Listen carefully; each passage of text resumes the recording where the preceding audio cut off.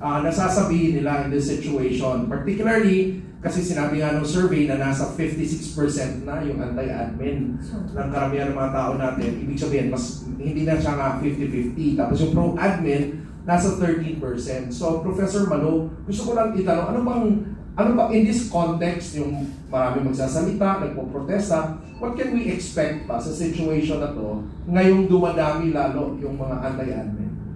Alam mo, Rob, yung datang yan, only registers the fact na, una, galit pa rin ang tao. Yung may mga nagsasabi kasi, wala na yan, na-actionan na ang official line ng administrasyon. Siya na nga nanguna sa anti-corruption bakit naman niya ililihis pa? Yung 56% na opposition, ang sense ko mas lalong magiging solid the moment may isa talagang leader na nagsabi na tama na, sobra na, no? Pangatlo, ang numerong yan, hindi totoo yung sinabi ng isang analyst na wala nang puwersa ang Duterte, na mahina ang Duterte, na nagunaw na yung baluarte ng support. Kasi kung titingnan mo yung Mindanao, consistent. Ang Mindanao has made any Duterte in national politics buoyant. So pag sinama mo pa si Cebu, mas lalong dumodoble yung lakas, no? Pag sa Luzon, nagulat nga ako dun sa NCR kasi ang behavior ng NCR, usually ayaw niyan sa Mindanao. Pero pag breakdown mo by area, yung NCR, medyo nagwakwa na rin. Kasi bakit? Sino ba ang nakaka-experience ng baha na matinding nakikita sa media? NCR yan. Yung baha sa Mindanao, hindi natin alam, nababalitaan natin. Pero pag uulan, makikita mo yung behavior ng mga botante sa NCR. Ay naku, babaha na naman, uwi na tayo. I mean, literal. At siguro yung part ng pagiging literal, yung napundar, nawawala, pero wala ang gobyerno tinutulungan sa kanila. Ang presidente nag-announce pa na pwede kayong umutang sa SSS, ganyan. Yun naman talagang right ng miyembro. Yun nga lang, maliit na bagay. Kasi kung yung lahat na pundar mo nawala sa baha, talagang babangon ka ulit. So, going back to your question, that number is increasing. And my sense is, it can be a number that can catapult anyone to something very near in 2028. And it can also be a number to not to defend, but to be really active in the sense of the issue on impeachment. Ang impeachment is yan numbers game. Alam naman po natin lahat yan. Kung may suporta ka ng mga politiko, makakaangat yan sa Senado. Kung may suporta ka sa Senado, magkakaroon ng hearing at yung conviction na andon. But at the same time, impeachment is not a judicial exercise. It is an exercise before the public opinion. So talagang ang mga tao nakikinig kasi yun yung pinaka-accountability measure mo na ngayon Kasi ayaw mo magsabi ng katotohanan, ayaw mong aminin na ikaw ang pumirma, ayaw mong aminin na ikaw ang nag-release.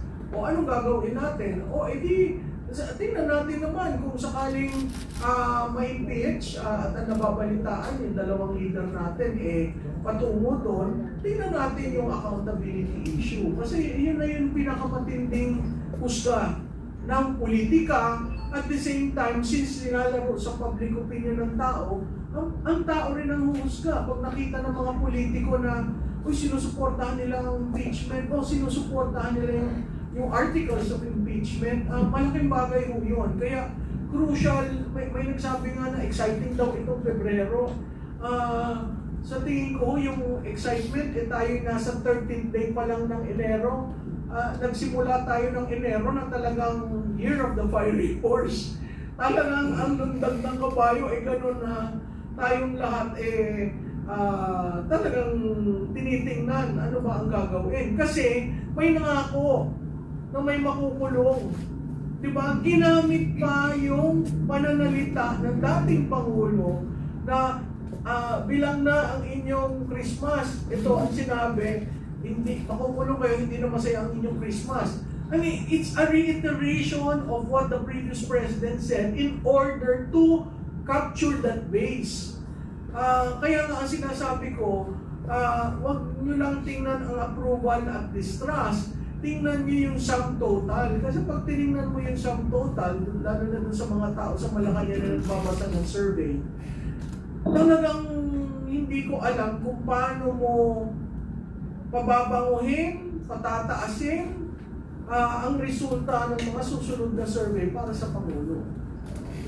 So, bali, i-connect ko lang po yung mga figures na lumabas din sa survey natin. Kasi sinasabi din nila, di ba, na parang tumaas daw yung tiwala ng tao bumaba yung tiwala ng tao sa Pangulo kasi inilabas niya yung corruption, right? Pero actually, it doesn't make sense, right? Kasi kung titingnan mo rin, based on the survey, ang mga tao sinasabi nila na dapat ang pinakamalaking issue, most important issue that the president should be focusing on is, yes, the current state of corruption and relationship to public trust. And public trust, based on the survey, is saying na mababa yung trust. In fact, bumabagsak. In other words, hindi kontento yung mga tao sa talagang nangyayari. At ito pa, I think it's very significant as well. Ang sinasabi ng survey na si PBBM daw, ang presidente natin, is involved. 48% of the respondents are saying involved siya. Alright? 48%. Tapos, Martin Romualdez, involved or benefited at 78%. Of course, Saldico, alam na natin yan. And then Sandro Marcos also came out, no? Apart dun sa 4 na mga involved doon na pinaniniwalaan ng mga tao. Ano masasabi niyo doon? Alam mo, yun nga yung sinasabi, di ba, ang dami natin nakikitang link analysis na yung mastermind hindi pinapakita, usually may question mark. Convincing for me, no. Bakit? Mas maganda you walk the talk. Hindi yung salita ka ng salita, pero wala namang gawa. Yung iba naman, hindi nagsasalita, pero may kapasidad silang magsiwala ng katotohanan para magkaroon ng magandang solusyon na pwede nating magawa sa ating bansa. Kahit nakagapos ang karamihan dahil sa takot, ang kanilang kamay, bibig, mata sa katotohanan. Pero kung mahal mo ang bayan mo, naniniwala ko, Sir Rob, maraming paraan pag gusto.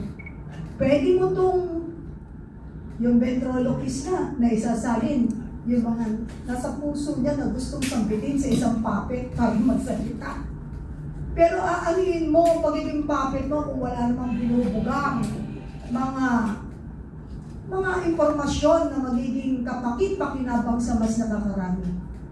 Puppet na walang halaga, puppet na walang buhay, pero pwede mong isalin sa isang taong may paninindigan yung mga kaalaman mo para talagang mas maging matibay ang paninindigan ng mga Pilipinong gusto talagang magkaisa at lumaban sa katotohanan para mailigtas natin ang ating bayan lugmok na po sa kahirapan.